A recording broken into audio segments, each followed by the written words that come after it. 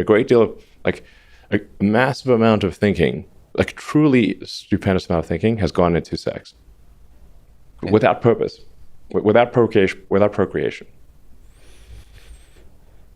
which is actually quite a silly action in the absence of procreation.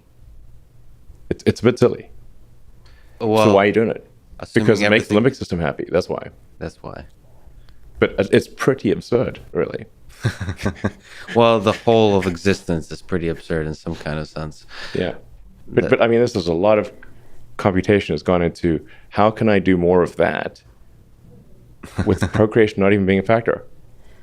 This is, I think, a very important area of research by NSFW. An agency that should receive a lot of funding, especially after this conversation. I propose the formation of a new agency. Oh, boy.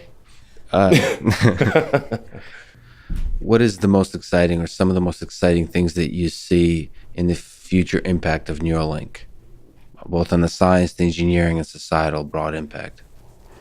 So Neuralink, I think, at first will solve a lot of brain-related diseases. So it could be anything from like autism, schizophrenia, memory loss. Like everyone experiences memory loss at certain points in age. Parents can't remember their kids' names and that kind of thing. So there's, I think, a tremendous amount of good that Neuralink can do in solving critical damage to the brain or the spinal cord. There's a lot that can be done to improve quality of life of individuals, and those will be steps along the way. And then ultimately, it's intended to address the existential risk associated with digital superintelligence. Like we will not be able to be smarter than a digital supercomputer. So therefore, if you cannot beat them, join them. And at least we want to have that option. So you have hope that Neuralink will be able to be a kind of connection to allow us to merge, to ride the wave of the improving AI systems. I think the chance is above 0%. So it's non-zero. Yes. There's a chance. And that's... so have you seen Dumb and Dumber? Yes. So I'm saying there's a chance. You're saying 1 in a billion or 1 in a million, whatever it was in Dumb and Dumber. You know, it went from maybe 1 in a million to improving. Maybe it'll be 1 in 1,000, and then 1 in 100, then 1 in 10. It depends on the rate of improvement of Neuralink and how fast we're able to make progress, you know. Well, I've talked to a few folks here that are quite brilliant engineers, so I'm excited.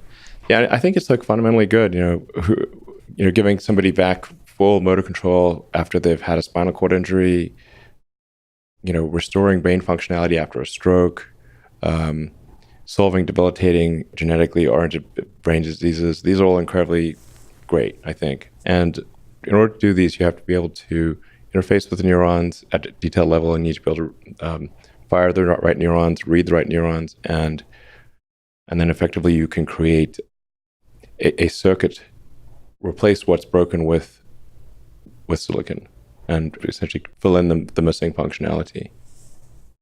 And then over time, we can develop a tertiary layer. So if like the limbic system is the primary layer, then the cortex is like the second layer. And as I said, obviously the cortex is vastly more intelligent than the limbic system, but people generally like the fact that they have a limbic system and a cortex. I haven't met anyone who wants to delete either one of them. They're like, okay, I'll keep them both. That's cool. The limbic system's kind of fun. Yeah, that's where the fun is. Yep, absolutely. And then people generally don't want to lose the cortex either. Right, so they like having the cortex and the limbic system. Yeah. And then there's a tertiary layer, which will be digital superintelligence.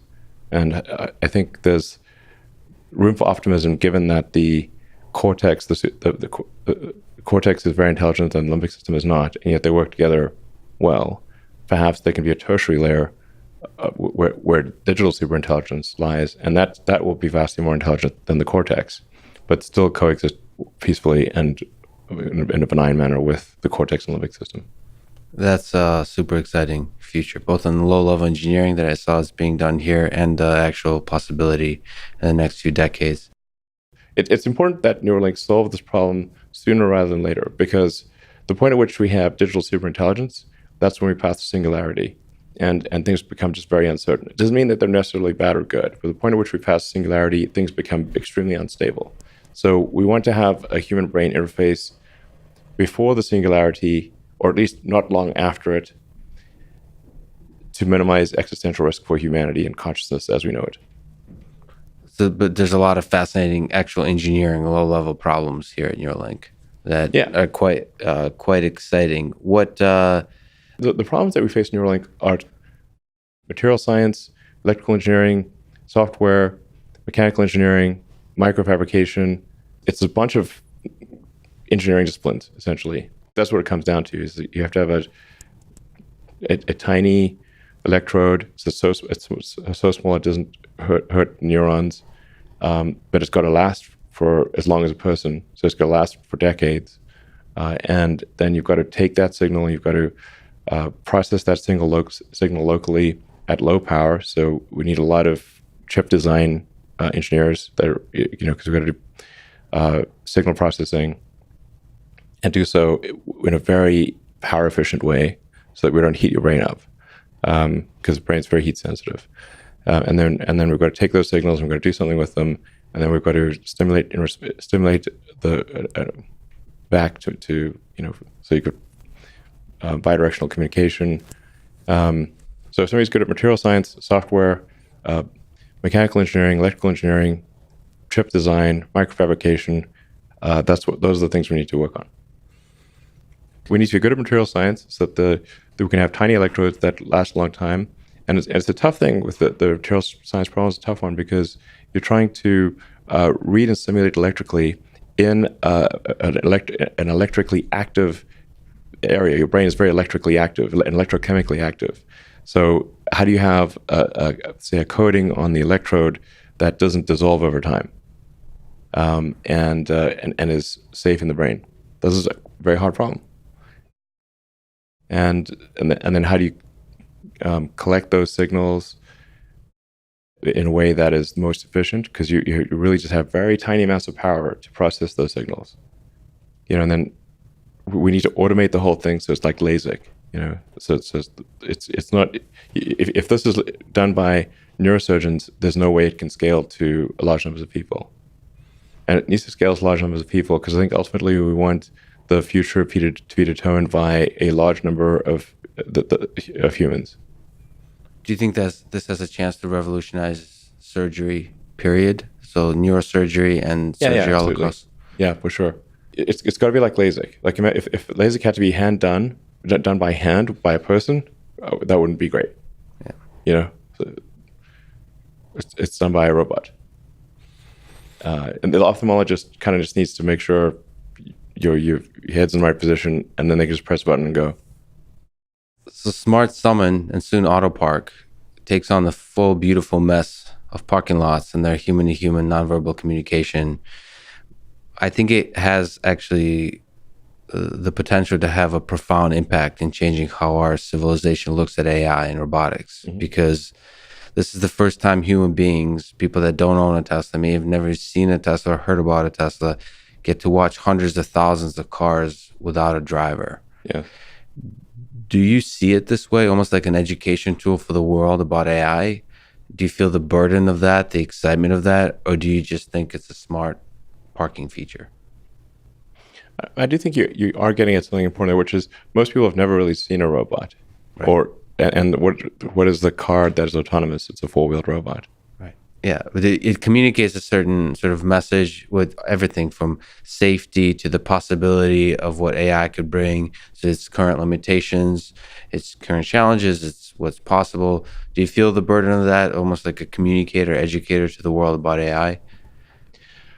We're just really trying to make people's lives easier with autonomy. But now that you mention it, I think it will be an eye-opener to people about robotics, because they've really never seen, most people have never seen a robot, and there are hundreds of thousands of Teslas. Won't be long before there's a million of them that have autonomous capability and the drive without a person in it. And you can see the kind of evolution of the car's personality and thinking with each iteration of autopilot. You can see it's uncertain about this, or it gets, but now it's more certain, Now it's moving in a slightly different way. Like I can tell immediately if a car is on Tesla autopilot because it's got just little nuances of movement. It just moves in a slightly different way. Cars on Tesla autopilot, for example, on the highway are far more precise about being in the center of the lane than a person. If you drive down the highway and look at where cars are, the human-driven cars are within their lane, they're like bumper cars. They're like moving all over the place. The car on autopilot, dead center. Yeah, so the incredible work that's going into that neural network, it's learning fast. Autonomy is still very, very hard. We don't actually know how hard it is fully, of course. You look at most problems you tackle, this one included, with an exponential lens. But even with an exponential improvement, things can take longer than expected sometimes. So where does Tesla currently stand on its quest for full autonomy? What's your sense? When can we see successful deployment of full autonomy? Well, on the highway already, the probability of intervention is extremely low. Yes. So for highway autonomy, with the latest release, especially the probability of needing to intervene is really quite low. In fact, I'd say for stop and go traffic, it's far safer than a person right now. In stop and go, the probability of an injury or an impact is much, much lower for autopilot than a person. And then with navigating autopilot, it can change lanes, take highway interchanges, and then we're coming at it from the other direction, which is low speed, full autonomy. And in a way, this is it's like how does a person learn to drive? You learn to drive in the parking lot. First time you learned to drive probably wasn't jumping on Market Street in San Francisco. That'd be crazy. You learn to drive in the parking lot, get things right at low speed, and then the missing piece that we're working on is traffic lights and stop streets. Stop streets, I would say, actually also relatively easy because you kind of know where the stop street is. Worst case, you can geocode it and then use visualization to see where the line is and stop at the line to eliminate the GPS error. So I'd say there's probably complex traffic lights and very windy roads are the two things that need to get solved. What's harder, perception or control for these problems? So being able to perfectly perceive everything, or figuring out a plan once you perceive everything, how to interact with all the agents in the environment. In your sense, from a learning perspective, is perception or action harder in that giant, beautiful, multitask learning neural network? The hardest thing is having accurate representation of the physical objects in vector space. So taking the visual input, primarily visual input, some sonar and radar, and then creating an accurate vector space representation of the objects around you. Once you have an accurate vector space representation, the planning and control is relatively easier. That is relatively easy. Basically, once you have accurate vector space representation, then you're kind of like a video game, like cars in like Grand Theft Auto or something. Like they work pretty well. They drive down the road. They don't crash, pretty much unless you crash into them. That's because they've got an accurate vector space representation of where the cars are, and then they're rendering that as the output. Do you have a sense, high level, that Tesla's on track on being able to achieve full autonomy? So on the highway, yeah, absolutely, and still no driver sensing. And we have driver sensing with torque on the wheel. That's right. Yeah. By the way, just a quick comment on karaoke. Most people think it's fun, but I also think it is a driving feature. I've been saying for a long time, singing in the car is really good for attention management and vigilance management. That's right. Tesla karaoke, is great. It's one of the most fun features of the car. Do you think of a connection between fun and safety sometimes? Yeah, if you can do both at the same time, that's great. I just met with Andrew and wife of Carl Sagan, who directed Cosmos. I'm generally a big fan of Carl Sagan. He's super cool and had a great way of putting things. All of our consciousness, all civilization, everything we've ever known and done is on this tiny blue dot. People also get too trapped in their like squabbles amongst humans. And they don't think of the big picture. They take civilization and our continued existence for granted. They shouldn't do that. Look at the history of civilizations. They rise and they fall. And now civilization it's globalized.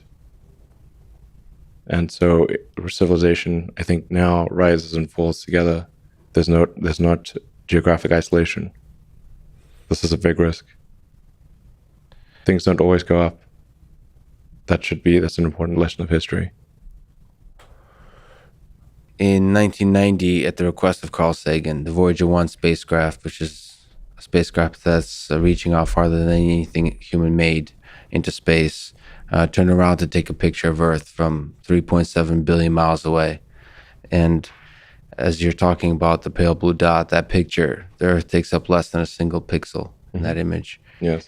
Appearing as a tiny blue dot, as pale blue dot, as Carl Sagan called it. So he spoke about this dot of ours in 1994. And if you could humor me, I was wondering if in the last 2 minutes you could read the words that he wrote describing this pale blue dot. Sure. Yes, it's funny, the universe appears to be 13.8 billion years old. Earth is like 4.5 billion years old. In another 500 million years or so, the sun will expand and probably evaporate the oceans and make life impossible on Earth, which means that if it had taken consciousness 10% longer to evolve, it would never have evolved at all. Just 10% longer. And I wonder how many dead one-planet civilizations there are out there in the cosmos that never made it to the other planet and ultimately extinguished themselves or were destroyed by external factors. Probably a few. It's only just possible to travel to Mars, just barely. If G was 10% more, wouldn't work really. If G was 10% lower, it would be easy. Like you can go single stage from the surface of Mars all the way to the surface of the Earth, because Mars is 37% Earth's gravity, thereabouts. We need a giant booster to get off Earth. Channeling Carl Sagan. Look again at that dot. That's here. That's home. That's us. On it, everyone you love, everyone you know, everyone you've ever heard of, every human being who ever was, lived out their lives. The aggregate of our joy and suffering, thousands of competent religions, ideologies, and economic doctrines, every hunter and forager, every hero and coward, every creator and destroyer of civilization, every king and peasant, every young couple in love, every mother and father, hopeful child, inventor and explorer, every teacher of morals, every corrupt politician, every superstar, every supreme leader, every saint and sinner in the history of our species lived there, on a mote of dust suspended in a sunbeam. Our planet is a lonely speck in the great enveloping cosmic dark. In our obscurity, in all this vastness, there is no hint that help will come from elsewhere to save us from ourselves. The Earth is the only world known so far to harbor life. There is nowhere else, at least in the near future, to which our species could migrate. This is not true. This is false. Mars. And I think Carl Sagan would agree with that. He couldn't even imagine it at that time. So thank you for making the world dream. And thank you for talking today. I really appreciate it. Thank you.